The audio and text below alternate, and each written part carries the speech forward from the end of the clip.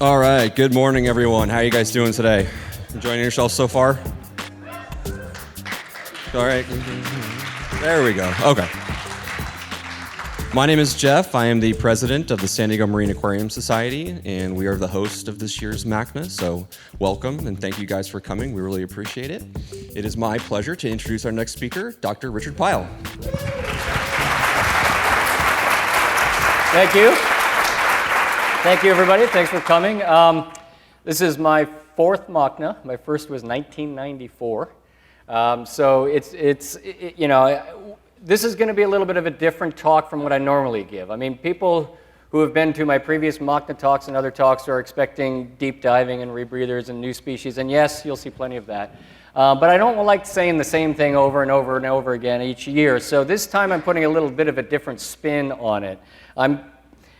One of the issues that I've been sort of involved with in recent weeks is an awareness that how much the aquarium industry inspires future scientists, future policymakers, future leaders in marine conservation. We just had a very large conservation conference, IUCN, out in Hawaii, and it's really been resonating with me that our hobby, some conservationists might think of it as sort of being harmful to the environment, but my counterpoint to that is that, I think our hobby does much more to protect the environment by inspiring people and by causing people to care about coral reefs and the organisms that live in the ocean. And I had a long chat with my friend Sylvia Earle just 2 nights ago about this, and she agreed and definitely agreed. And one point she made is that the difference from her perspective is aquarists who respect the organisms they keep and learn about them and understand them are the good ones.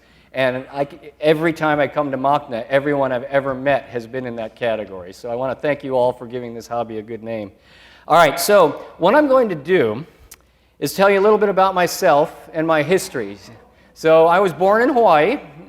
This was taken when I was 2 years old on the beach in Hawaii. And then this photograph was taken a little over a week ago.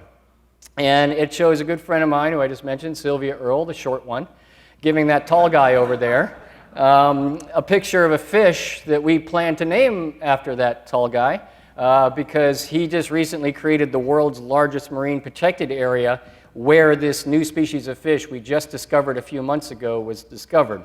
So yeah, that was a huge victory in Hawaii, and a lot of us worked for over a year to convince President Obama to take that bold step, and we're very pleased that he did, and that's why we decided to honor him with this new fish. But what my talk is about is neither of those things. I'm not going to show you baby pictures, well, a couple, but not so much.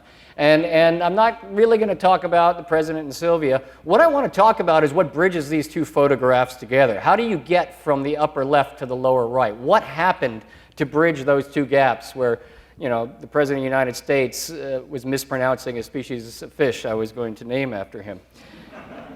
So this is where it began for me. Now this is the saltwater aquarium that my brothers used to maintain in Hawaii when I was born.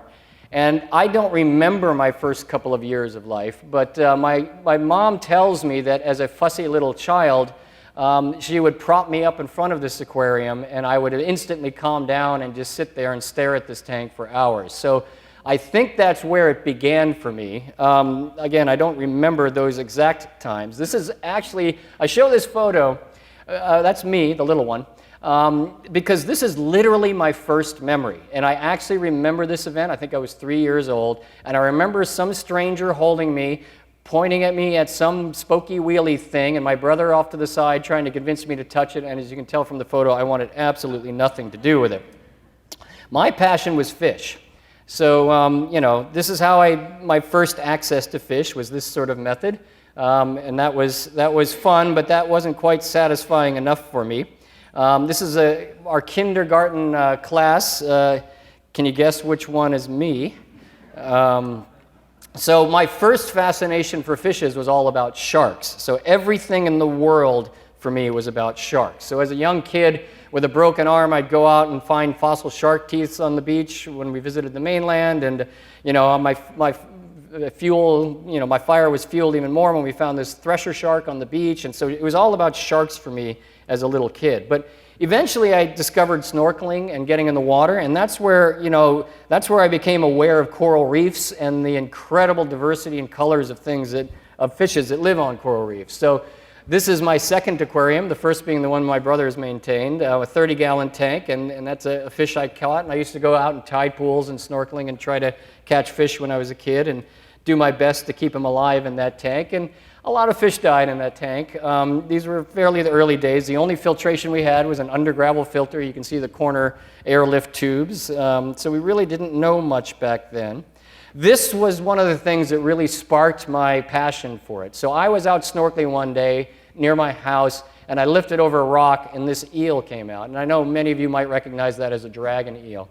But I was about 10 years old at the time, and I had never seen anything like that before. And I managed to catch it, and that was like such a cool fish. As I learned more and more about it, it really drugged me. The aquarium in my house went from being a place where I would just put fish to die to a thing that really, really drove my passions as a child.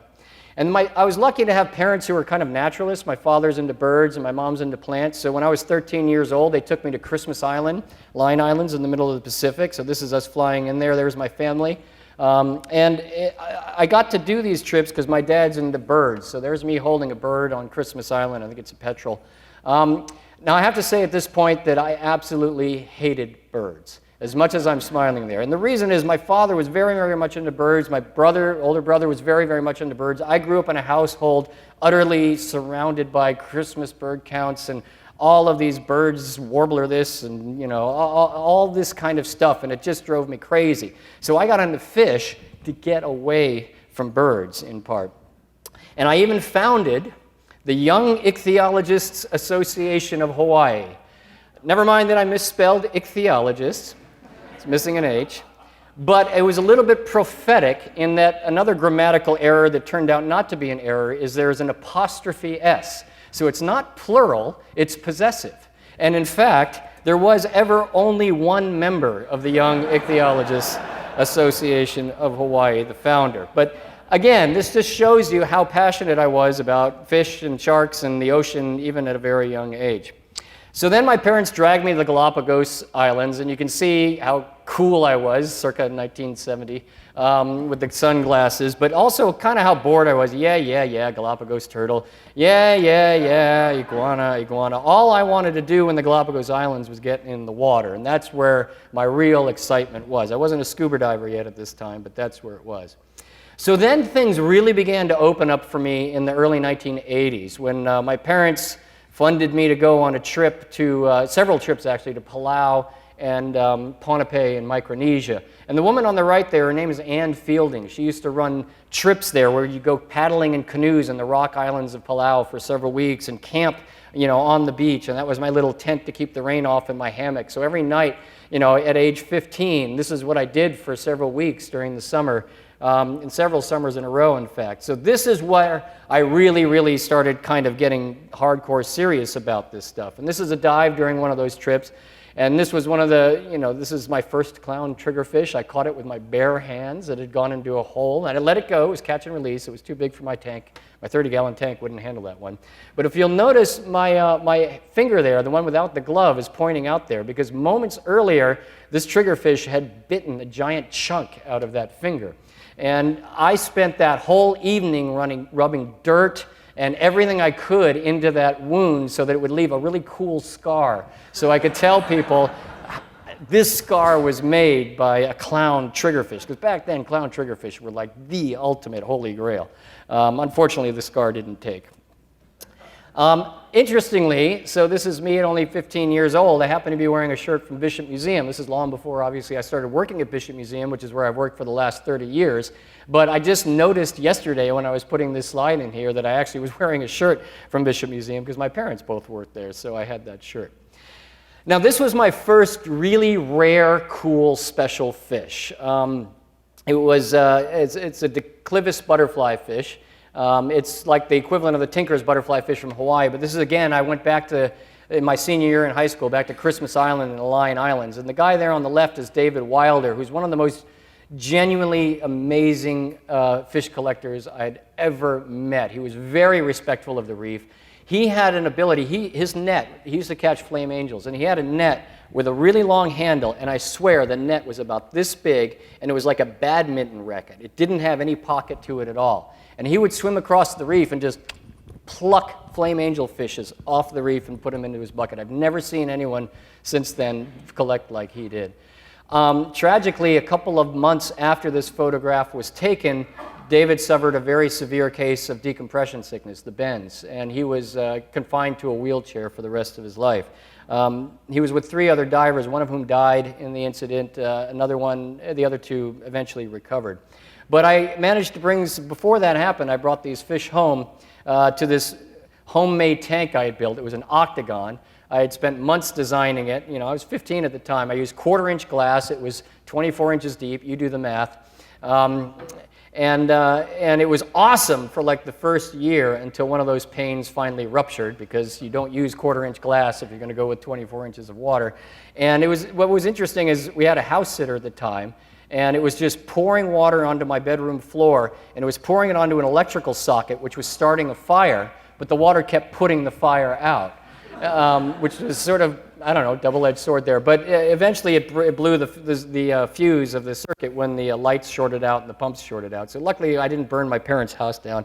And unfortunately all the fish you see there ended up in the jars of alcohol at Bishop Museum. But that was sort of my early days of aquarium keeping. So while I was there in Christmas Island catching that fish was when my senior class put together their senior yearbook pictures. So my 3 friends here put together my yearbook picture on my behalf. And this is what they did on my account. And I have to give them a little bit of credit.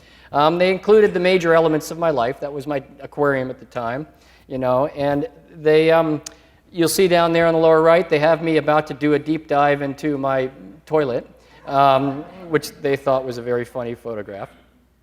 And then they wrote this. They completely made this up without any, you know, consultation with me. It says, after years of strenuous work and having surmounted excessive amounts of aquatic wildlife, I have traveled to yet another less complex part of the world, to go where no man cares to go, to do what no respectable man wishes to do. I owe thanks to my mother and my father and my dog Cisco. Long live the aquarium megamouth and Jacques Cousteau.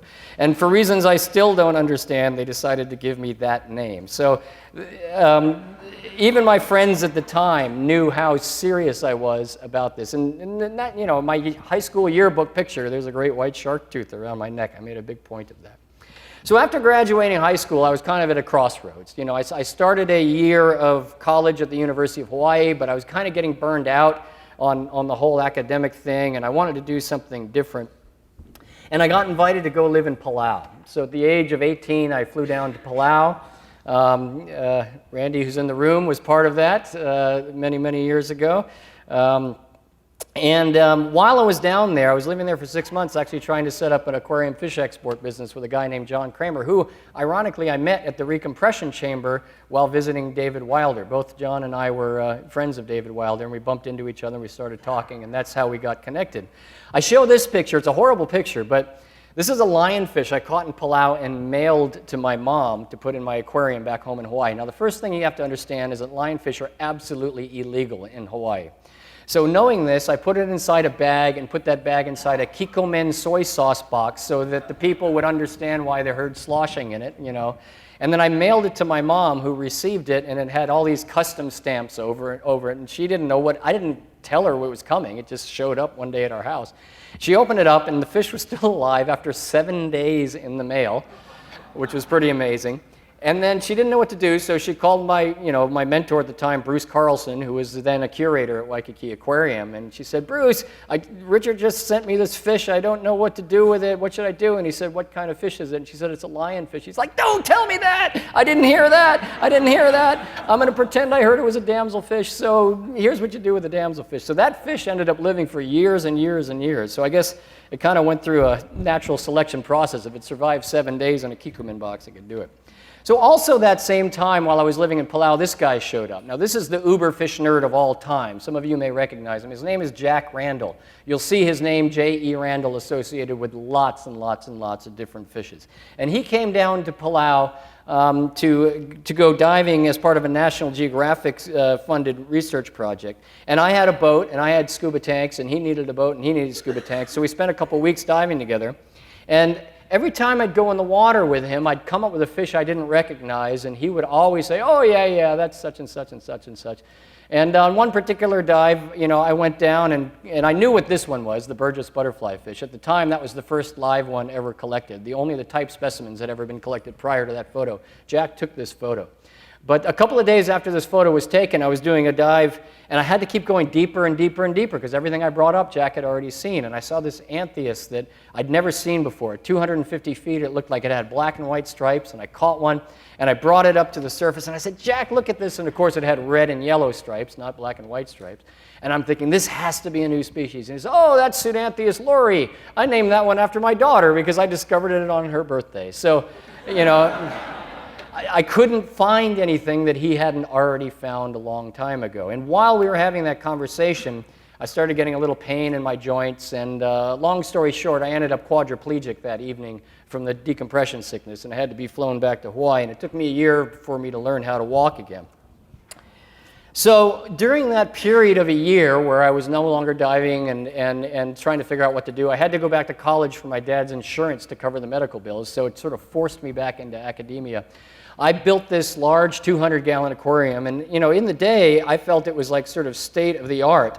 This is my own home-built custom wet-dry filter that I mimicked after articles that were written in Freshwater and Marine Aquarium magazine at the time, and I just thought it was the coolest thing. And having watched this Neptune Systems presentation, I realized how far we've come. But believe it or not, back in this time, this was sort of the state of the art.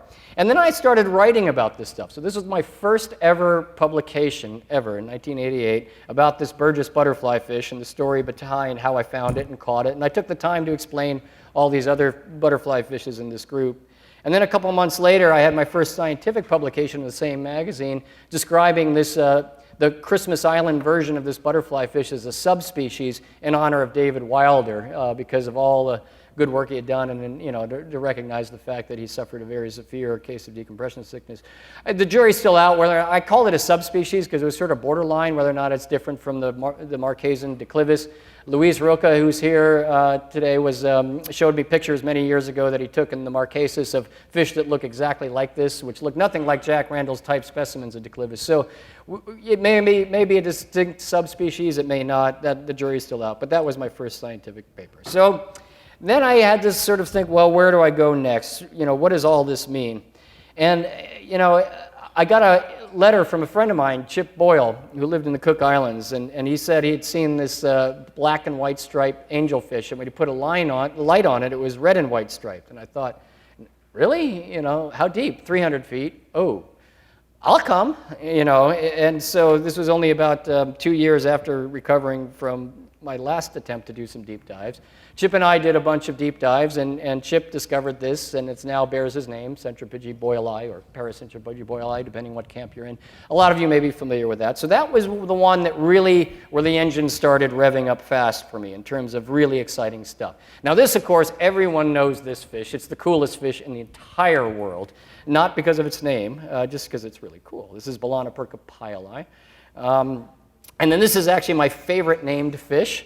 I'm sure many of you heard the story, but I'll tell it in case some of you haven't. We were diving on air to 350 feet trying to find these boylii peppermint angelfishes, and Chip had seen this yellow fish with a black dot, which we first were trying to tell him was a juvenile lemon peel angelfish, and he's like, "No, I know what a juvenile lemon peel is. Wasn't that?" And when you dive to that deep on air, you have very intense narcosis, and unlike what the dive manuals say, that narcosis doesn't go away immediately when you ascend. For a dive like that, 350 feet on air, it takes about 3 or 4 days for the narcosis to wear off. But the most intense part of it wears off during the 90 minutes or 2 hours of decompression. So I was decompressing from one of our deep dives, and the fog was lifting, and I was starting to, my hangover was fading away, and my narcosis hangover, and I said, I thought to myself, God, I think I saw that fish that Chip had told me about. I said, yeah, and as my head cleared up, I did see it. And then about an hour later, I looked in my bucket, and there were 2 of them swimming around in my bucket. I'd completely forgotten that I collected them. So we had to name this fish Centropygi narcosis in honor of the nitrogen narcosis. So I still love that name. All right, so it was clear that there was some pretty cool stuff down here, but judging by this photograph, which was actually taken not long after that deep air expedition to Rarotonga, we couldn't keep doing it on air. I knew from my own Ben's history in Palau, and also the fact that it literally took us weeks and weeks to clear our heads up after doing 14 dives to those depths in 11 days. So you can do the math. Some of those days we did more than one dive to those depths. I knew that we couldn't keep doing it on air.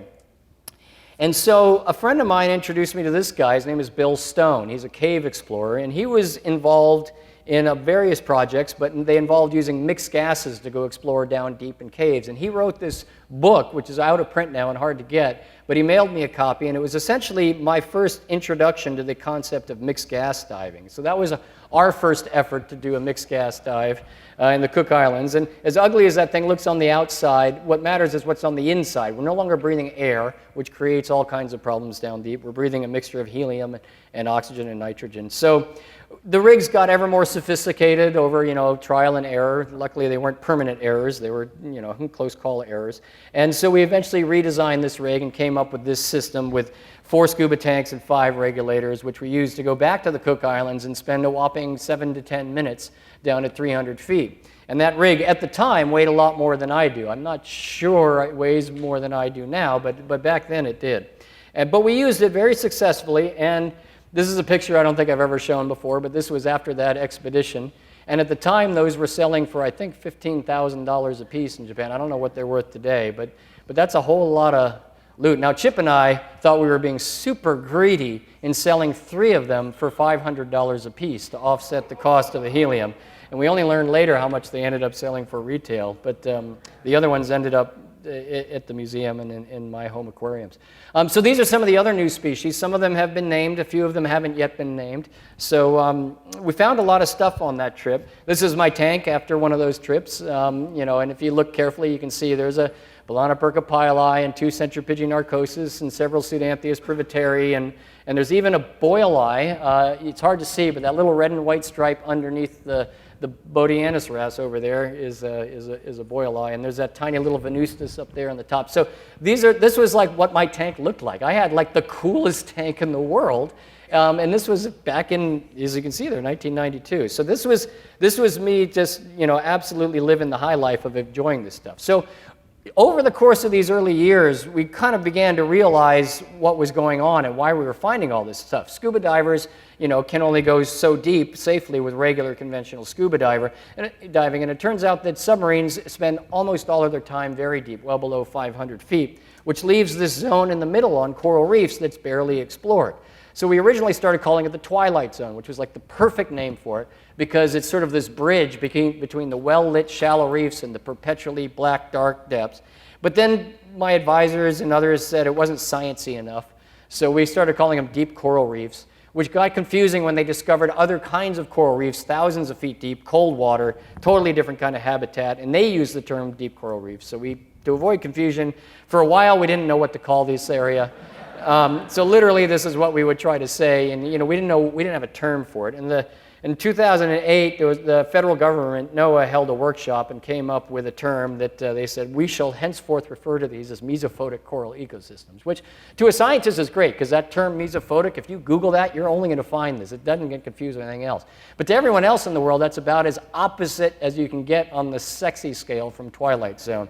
So a number of us, and I applaud California Academy of Sciences for going back to the Twilight Zone for their deep reef exhibit, and I'm increasingly moving back in that direction too. So yeah, we'll call it mesophotic. We'll put that in the keywords so the papers show up, but I think it really deserves to be called the Twilight Zone. So once I was aware of this sort of, okay, this is what my life's going to be, is filling in those question marks, I had to find a better technology, because 4 scuba tanks, and we were spending about $200 in helium per dive just to get 7 minutes down there. We knew there had to be a better way. So I went back to my friend Bill Stone, who was in the process of designing these prototype rebreather systems for his cave diving, and he invited me out to his house in 1994, and basically I spent a week at his house getting trained on his cave rebreathers. There I am attempting to snort lithium hydroxide, which I advise highly against. Yeah, just trust me on that. It was a joke photograph, but I accidentally inhaled, and a little tiny piece of dust grain got up there, and it hurt for like hours. So So we started using these Cislunar Mark IV prototype rebreathers to do a bunch of deep diving, and that's a real photograph. That's not photoshopped. So, you know, actually, to tell you the truth, Tinker's butterfly fish, if you know how to approach them, they'll do this anyway. But I show this photo to show one of the other advantages of rebreathers, besides being very frugal with helium and costing a lot less. Instead of $200 per dive, we're looking at about $2 per dive, or maybe $10 per dive, depending on where in the world you are. And also, they don't make bubbles, so you can get much closer to fish and approach them much more closely. So rebreathers have all kinds of nice advantages. And in 1995, we took them down, John Earl and I took them down to Papua New Guinea, and sure enough, down deep, 300, 400 feet below the surface, we found all kinds of species that were new to science. So that was very exciting. And then I kind of got dragged into the rebreather development world. My brain sort of got led away from fishes and became more of an engineer, and actually helped Cislunar Development Laboratories design their next generation, the first production version of their rebreather, the Cislunar Mark V. And here we are, you know, it was very valuable for military purposes, especially if you want to take over an island, you know, populated by young girls in pink shirts, one of whom is my daughter there. But we took those next generation rebreathers to Palau in 1997. There's John Earl and I decompressing, and sure enough, lots and lots of new species. My favorite on that expedition is the one in the top center there. That's Cirrolabrus earli, named after my friend John Earl, no relation to Sylvia Earle, although he calls her sister Sylvia, just as kind of a joke. A couple years later, we went to Fiji. Fiji's a really great place to do hours of decompression on these vertical drop-offs. You can go down deep, collect a bunch of stuff, come back up, and just spend hours in this kind of environment. And once again, lots and lots of cool, interesting new species. A lot of these now have their names, but back then they hadn't been named yet. So then it was time to go back to Christmas Island. We hadn't been there for a number of years, so 2005 we went back, and we got, you know, this super high-tech rebreather gear and super low-tech outrigger canoes. They did at least have an outboard motor, but that was a really interesting contrast in technology, doing these dives out there. And once again, a whole lot of new species. You may recognize that middle one. We recently named that one Xanthictes green eye in honor of Brian Green, who's the first one who found it and collected it. He was here at MACNA last year. And let's see. So Vanuatu, we invented the electrical underwater vacuum cleaner, EUVAC, something like that. And anyway, it's basically a ROV motor that blows water out of this bucket and thereby sucks water into the hose. It was useless for catching fish unless the fish were already knocked out with quinoline or rotenone. But we did, you know, it did work the way it was intended to.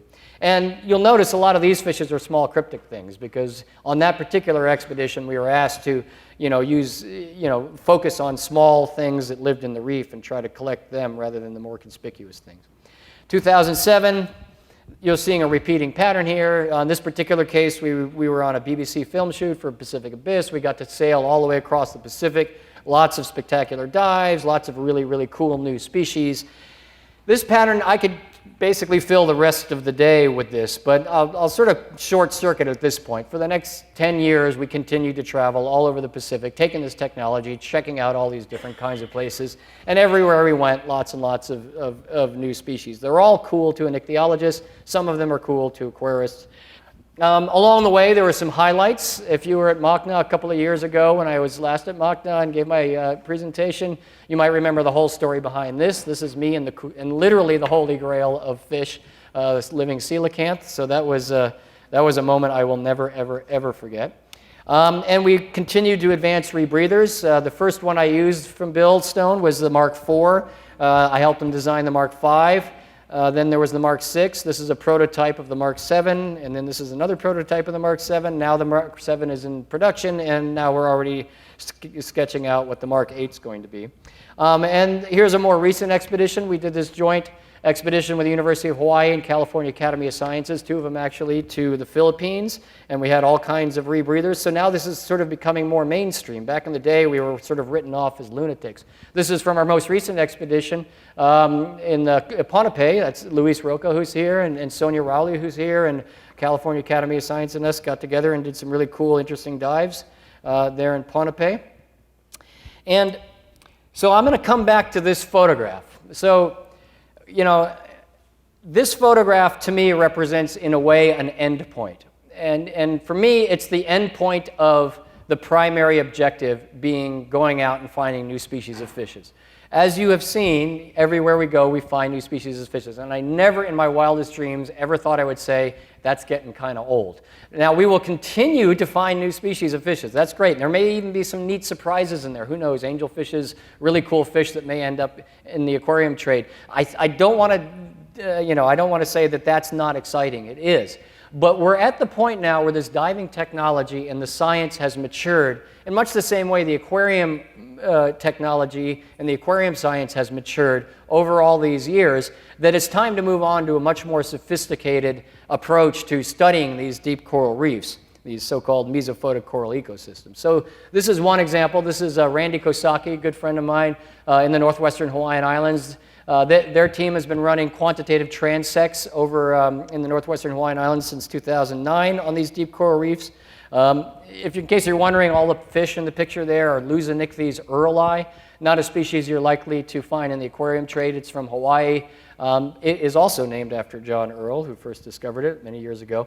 But one of the things those transects have taught us is this. We just published this earlier this year. This photograph is actually quite remarkable because every single fish in this photograph is an endemic species to the Hawaiian Islands. So they've now done 9 transects at this place, 300 feet deep at Curie Atoll, the very northern tip of the northwestern Hawaiian Islands. And every single one of those transects has found 100% endemic species. Now, to put that in context, endemic species means it's a species found only in one location. So if a species is endemic to the Hawaiian Islands, it's found nowhere else except the Hawaiian Islands. And the shallow reefs of Hawaii used to be the reigning champion of endemic species at 24%. That was the highest rate of known endemism. Then we discovered on the shallow reefs in the northwestern Hawaiian Islands, that rate went up to 46%. So almost half of this fish species you see on the reef are species found only in the Hawaiian Islands. And then when you drop down to 300 feet, especially up here in Curie, literally every fish is a species found only in the Hawaiian Islands. And this is the exact habitat where we found the species that we're going to be naming for Barack Obama. So we're now getting beyond just discovering new species and getting into quantifying this. California Academy of Sciences is doing transects as well, and other teams around the world are starting to get much more quantitative about documenting these deep coral reefs. And the thing is, and it's hard for me to come to realize this, but I finally realized it over years of diving with Dr. Sonia Rowley, who you'll hear talk tomorrow, is that there are actually other living things in the ocean besides fishes. I just sort of thought that was habitat. But these are, over those years of doing these dives, these are the invertebrates we accidentally discovered. These are the things that got stuck in our nets. We weren't even thinking about picking up this stuff. So this is just a smattering of new stuff that we just kind of bungled into over the years. But this is what the environment looks like down there. How many fish do you see in that picture? They're there if you look real hard. But the environment is clearly dominated by things other than fish, particularly invertebrates, particularly Gorgonian corals. Now, I have a little pet peeve with the whole coral reef community. We had the International Coral Reef Symposium in Hawaii recently, and coral reef biologists immediately assume the word coral refers to stony scleractinian corals. What they don't seem to get yet is stony scleractinian reef-building corals only dominate 1/5 of the coral reef environment, the top 100 feet. Once you get below 100 feet, the rest of the 400 feet of depth zone of coral reefs are dominated by gorgonians, sponges, and other invertebrates. So a coral reef is really a gorgonian reef, and the scleractinian things that everyone's excited about, well, that's just that fringe zone right up near the surface. I mean, I'm kind of being exaggerating a little here, but I'm kind of not. I do kind of want people to realize that our perception of coral reefs is only a small representation of what the true extent of coral reefs are. And this is what it looks like. Again, it's really, I don't know how many species of gorgonians are in this photo. I don't know if Sonia's going to show this tomorrow, but she'll tell you a lot more about gorgonians. I'm not going to steal her thunder. That's Sonia, by the way.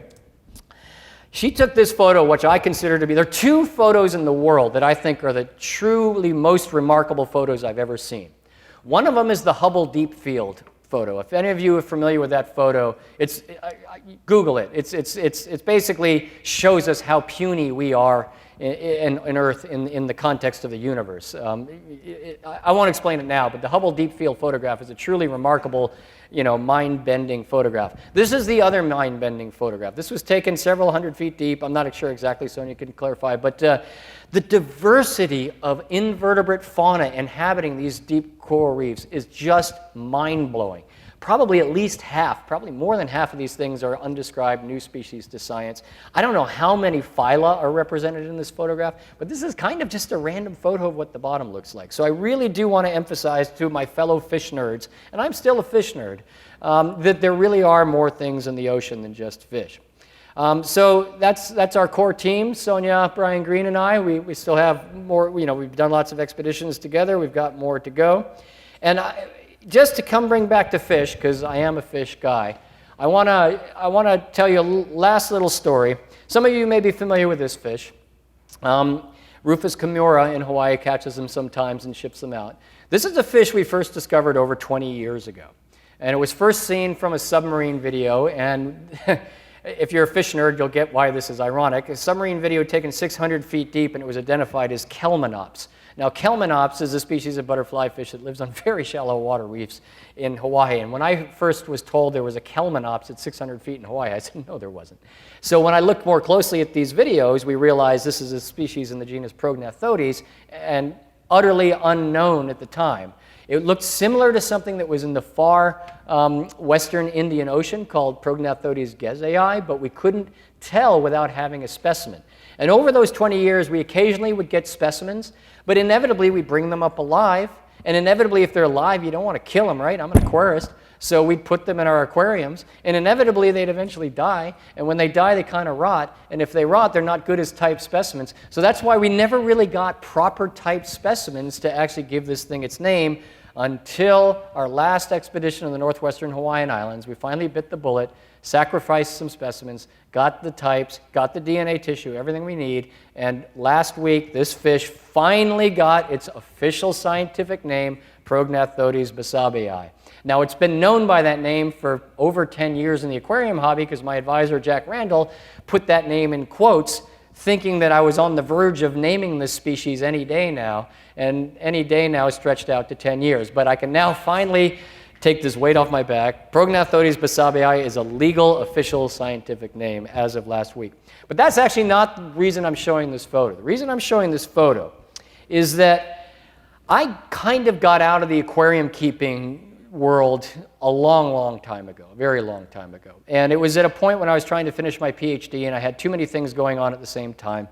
So I said something had to give, and I said, you know what, I'm going to stop keeping aquariums. It was just too time-consuming, and I vowed to come back to it one day. And here I am, decades later, not quite back to it yet. But one of the things we did on our last expedition is, in addition to catching the type specimens, we brought several live ones of these back. And I convinced our new director at Bishop Museum to set up a little aquarium, a little 300-gallon aquarium, on display to feature this brand new species, which we're finally naming, which she has done. And so over the last several weeks, we've been sort of gearing up towards setting up this 300-gallon saltwater tank and I've been exposed to all that cool whiz-bang latest technology, the LED lights, all that stuff that didn't exist when I was last keeping aquariums. And I am so turned on by aquariums again that I am now absolutely dragged back into it. So this tank went on display 2 days ago. Wednesday night was when we announced this. And so we had a big event at Bishop Museum. There are 3 of these butterfly fishes swimming around in it.